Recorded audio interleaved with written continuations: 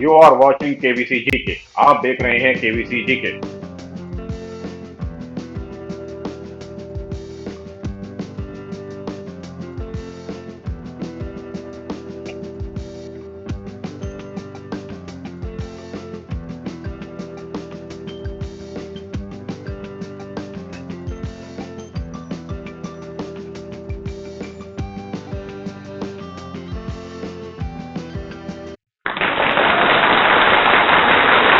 नमस्कार दोस्तों, कैसे हैं आप? आई होप सब अच्छे होंगे। तो आज हिस्ट्री की तीसरे वीडियो में हम यहाँ पर हैं। तो चलिए आज हिस्ट्री का थर्ड वीडियो अपना स्टार्ट करते हैं। पहला क्वेश्चन आपकी स्क्रीन पर आ रहा है ये। When did the French Revolution begin? फ्रांसीसी क्रांति कब शुरू हुई? तो आपका समय शुरू होता है अब। आपके ऑप्शन इस प्रकार हैं: 4 जुलाई 1789, 4 जुलाई 1789, ऑप्शन बी 14 जुलाई 1788, 14 जुलाई 1788, सी ऑप्शन 14 जुलाई 1789, 14 जुलाई 1789, डी ऑप्शन 14 जून 1789, 14 जून 1789, 1789। आपका समय समाप्त हुआ और आपका ठीक उत्तर है 14 जुलाई 1789। तो आपका जो फ्रेंच रिवॉल्यूशन स्टार्ट हुआ था ये 1789 को पेरिस के ठीक बाहर बेस्टिल जेल पर हमले से हुआ था। अगले प्रश्न की तरफ पढ़ेंगे। अगला प्रश्न आपकी स्क्रीन पर आ रहा है ये। Which ruler came to power in France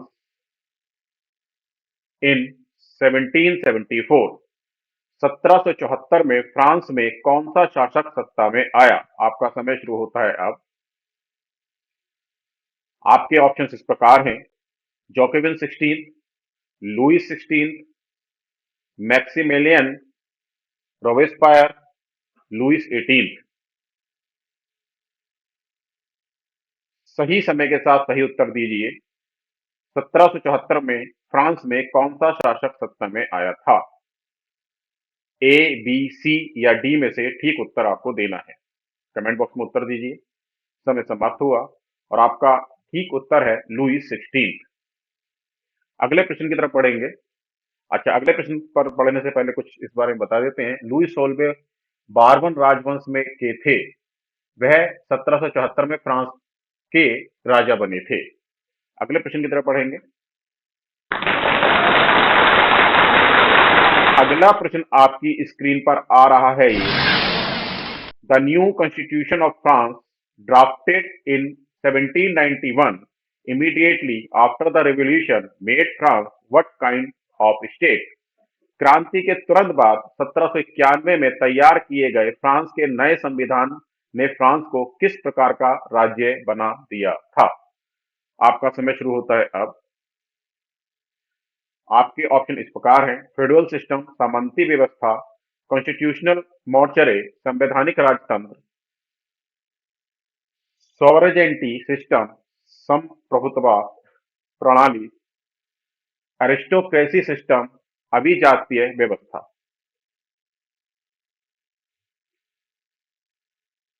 समय के साथ कमेंट बॉक्स में आंसर दे सकते हैं। आपका समय समाप्त हुआ और इसका ठीक उत्तर है बी ऑप्शन, कॉन्स्टिट्यूशनल मॉर्चरे संवैधानिक राजतंत्र। इसने फ्रांस को एक संवैधानिक राजतंत्र बना दिया था जिसमें राजा की शक्तियां गंभीर रूप से सीमित हो गई थी। अगले प्रश्न की तरफ पढ़ेंगे। अगला प्रश्न आपकी स्क्रीन पर आ रहा है ये। Who was the author of the book called what is the third state? What is the third state नामक पुस्तक के लेखक कौन थे? आपका समय शुरू होता है अब। सही उत्तर को आप कमेंट बॉक्स में दे सकते हैं। आपके ऑप्शन इस प्रकार हैं: एवेसियस, Jean Paul, Maximilien Robespierre, Louis Paul. Who was the author of the book called what is the third state. What is the third state नामक पुस्तक के लेखक कौन थे? ए, बी, सी या डी में से ठीक जो भी ऑप्शन है उसको आप कमेंट बॉक्स में दे सकते हैं। आपका समय समाप्त हुआ और आपका ठीक उत्तर है ऑप्शन ए, अवेसियस। अवेसियस जो मूल रूप से एक पुजारी थे ने what is the third state नामक एक प्रभावशाली पुस्तिका लिखी थी। अगले प्रश्न की तरफ बढ़ेंगे। अगला प्रश्न आपकी स्क्रीन पर आ रहा है। Who was the editor of the paper called L'Ami du people, the friend of the people. L'Ami du people लोगों का मित्र नामक समाचार पत्र के संपादक कौन थे? आपका समय शुरू होता है अब। सही उत्तर को कमेंट बॉक्स में दे सकते हैं। ऑप्शन इस प्रकार हैं। ऑप्शन ए, रियन कॉल Marat. Option B, Jacobins. Option C, Jean Paul Marat. Option D, Charles mission. L'Ami du people लोगों का मित्र नामक समाचार पत्र के संपादक कौन थे? लामी डू पीपल एक फ्रेंच वर्ड है। समय समाप्त हुआ और आपका ठीक उत्तर है जीन पॉल मारट ने इस पुस्तिका को लिखा था। अगले प्रश्न की तरफ पढ़ेंगे। अगला अगला प्रश्न आपकी स्क्रीन पर आ रहा है। On which date was Louis 16 sentenced to death by the court on charges of treason। किस तारीख को लुइस 16 को राजद्रोह के आरोप में अदालत ने मौत की सजा सुनाई थी? आपका समय शुरू होता है अब। आपके ऑप्शन इस प्रकार हैं। Option A, on January 12 1793। 12 July 1793। On January 21 21 1795। 21 January 1795। Option C, on July 12 1793। 12 July 1793। On January 21 1793। 21 July 1793। समय समाप्त हुआ। आपका ठीक उत्तर है ऑप्शन डी, जनवरी 21 1793। लुई 16 को राजद्रोह के आरोप में अदालत ने मौत की सजा सुनाई थी। 21 जनवरी 1793 को उन्हें प्लेस ड ला कॉनकॉर्ड के सार्वजनिक रूप से फांसी दे दी गई थी। अगले प्रश्न की तरफ पढ़ेंगे। अगला प्रश्न आपकी स्क्रीन पर आ रहा है। What was the name of the assembly which was called in France in 1792? 1792 में फ्रांस में जो सभा बुलाई गई थी उसका क्या नाम था? आपका समय शुरू होता है अब। आपके ऑप्शन इस प्रकार हैं। Freedom fighter France. Option A, freedom fighter France. Option B, new France. Option C, France a republic. Option D, free France. 1792 में फ्रांस में जो सभा बुलाई गई थी उसका क्या नाम था? सही उत्तर को कमेंट बॉक्स में दीजिए। ए, बी, सी या फिर डी। कौन सा आंसर ठीक है उसको आप कमेंट बॉक्स में दे सकते हैं। आपका समय समाप्त हुआ और इसका ठीक ऑप्शन है फ्रांस अ रिपब्लिक। 21 सितंबर 1792 को कन्वर्सेशन में नवनिर्वाचित सभा ने राजशाही को समाप्त कर दिया और फ्रांस को गणतंत्र घोषित कर दिया गया। अगले प्रश्न की तरफ बढ़ेंगे। अगला प्रश्न आपकी स्क्रीन पर है। A triangular slave trade was held between which areas of the world during the 18th century? 18वीं शताब्दी के दौरान विश्व के किन क्षेत्रों के बीच त्रिकोणीय दास व्यापार होता था? आपका समय शुरू होता है अब। ऑप्शंस इस प्रकार हैं। सही ऑप्शन को कमेंट बॉक्स में दीजिए। Option A, Europe, Africa and the America. Option B, Europe, Asia and the Americas. Option C, Australia, Africa and the Americas. Option D, Australia, Asia and the Americas. सही उत्तर को comment box में दे सकते हैं। ए, B, C या D में से जो ठीक उत्तर है उसे कमेंट बॉक्स में दीजिए। आपका समय समाप्त हुआ। इसका ठीक आंसर है option A, Europe, Africa and the America. America के बागानों में श्रमिकों की कमी को पूरा करने के लिए यूरोप, अफ्रीका और अमेरिका के बीच त्रिकोणीय दास व्यापार आयोजित किया गया था। अगले प्रश्न की तरफ पढ़ेंगे। अगला प्रश्न आपकी स्क्रीन पर आ रहा है ये। When did Napoleon Bonaparte crowned himself Emperor of France? Napoleon Bonaparte ने स्वयं को फ्रांस के सम्राट का ताज कब पहनाया? आपका समय शुरू होता है अब। सही उत्तर को कमेंट बॉक्स में आपको देना है। ऑप्शन इस प्रकार है। Option A 1818 1818, option B 1804 1804, option C 1808 1808, option D 1812 1812। सही उत्तर को कमेंट बॉक्स में दीजिए। नेपोलियन बोनापार्ट ने स्वयं को फ्रांस के सम्राट का ताज कब पहनाया? आपका समय समाप्त हुआ और आपका ठीक उत्तर है 1804। 1804 में उन्होंने खुद को सम्राट घोषित किया और ताज पहनाया। अगले प्रश्न की तरफ बढ़ेंगे। अगला प्रश्न आपकी स्क्रीन पर आ रहा है ये। When and where was Napoleon Bonaparte finally defeated? Napoleon Bonaparte अंततः कब और कहां पराजित हुए या हुआ? आपका समय शुरू होता है अब। आपके ऑप्शन इस प्रकार हैं। Battle of Waterloo in 1815, battle of Waterloo in 1815, battle of Waterloo in 1814 1814, battle of Waterloo in 1816 1816, battle of Waterloo in 1818 1818। ठीक उत्तर को कमेंट बॉक्स में दीजिए। आपका समय समाप्त हुआ और आपका ठीक उत्तर है बैटल ऑफ वाटरलू इन 1815। चलिए अगले प्रश्न की तरफ बढ़ेंगे। अगला प्रश्न आपकी स्क्रीन पर आ रहा है। Who did seize power after the fall of the Jacobin government? Jacobin सरकार के पतन के बाद किसने सत्ता पर कब्जा किया? आपका समय शुरू होता है अब। आपके ऑप्शन इस प्रकार हैं।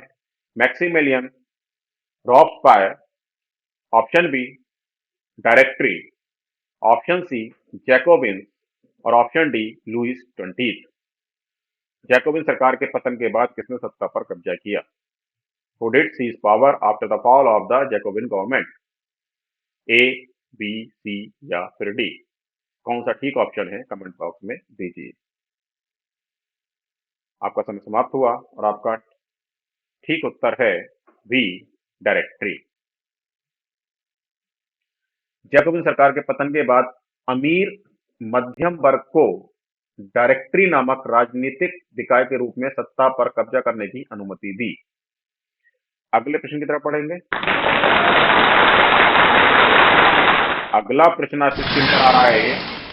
Who did lead the representatives of the third state in Versailles on 20th June 1789? 20 जून 1789 को वर्साय में तीसरी संपत्ति के प्रतिनिधियों का नेतृत्व किसने किया था? आपका समय शुरू होता है अब। आपके ऑप्शन इस प्रकार हैं। जैकोबिन्स एंड अवेसियस, option B Jacobins and Mirabeau, option C Mirabeau and अवेसियस, ऑप्शन डी मैक्सिमिलियन रॉबस्पायर।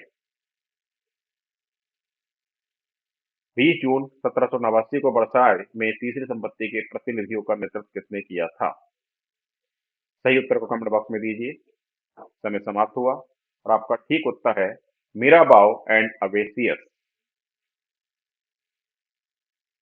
तीसरी संपत्ति के प्रतिनिधियों का नेतृत्व मिराब्यू और अवेसियस ने किया था। अगले प्रश्न की तरफ पढ़ेंगे। अगला प्रश्न आपकी स्क्रीन पर आ रहा है। Which social groups emerged in the 18th century, 18वीं शताब्दी में कौन से सामाजिक समूह उभरे? आपका समय शुरू होता है अब।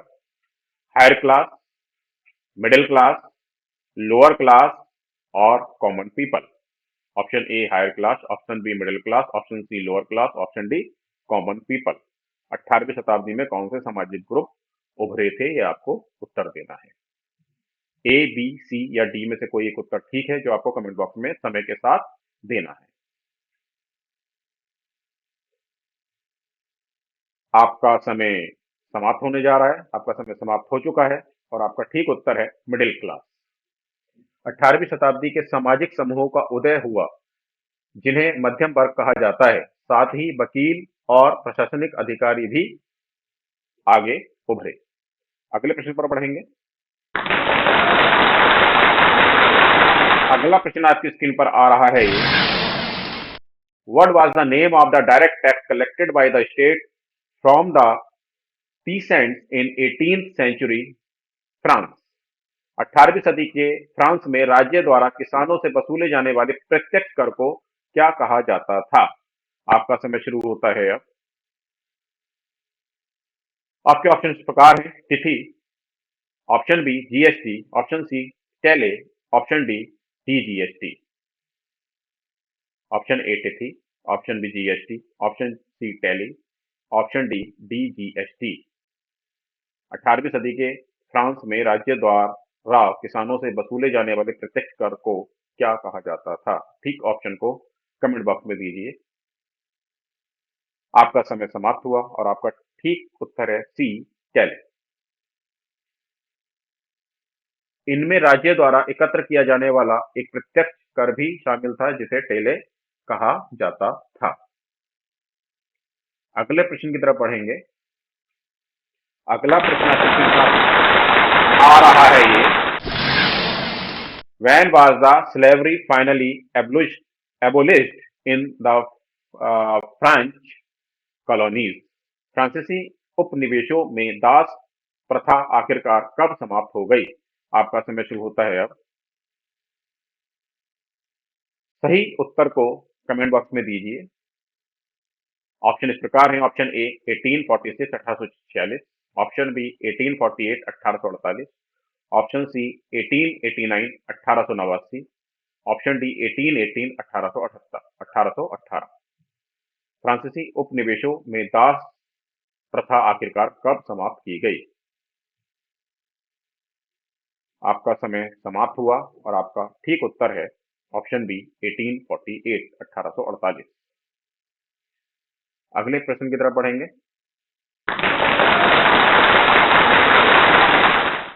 अगला प्रश्न आपकी स्क्रीन पर आ रहा है ये, जो आज का अंतिम प्रश्न होगा। Who wrote a Declaration of the Rights of Women and Citizens? महिलाओं और नागरिकों के अधिकारों की घोषणा पुस्तक किसने लिखी थी? आपका समय शुरू होता है अब। आपके ऑप्शंस इस प्रकार हैं: option A Martin, option B Olympe de Gouges, option C Guadeloupe, option D San Domingo.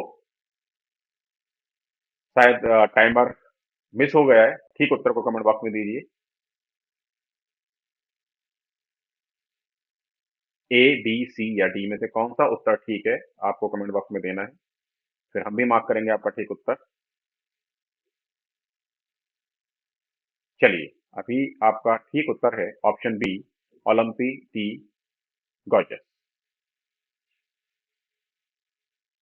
ओलंपी de Gouges ने 1791 में महिलाओं और नागरिकों के अधिकारों की घोषणा लिखी थी।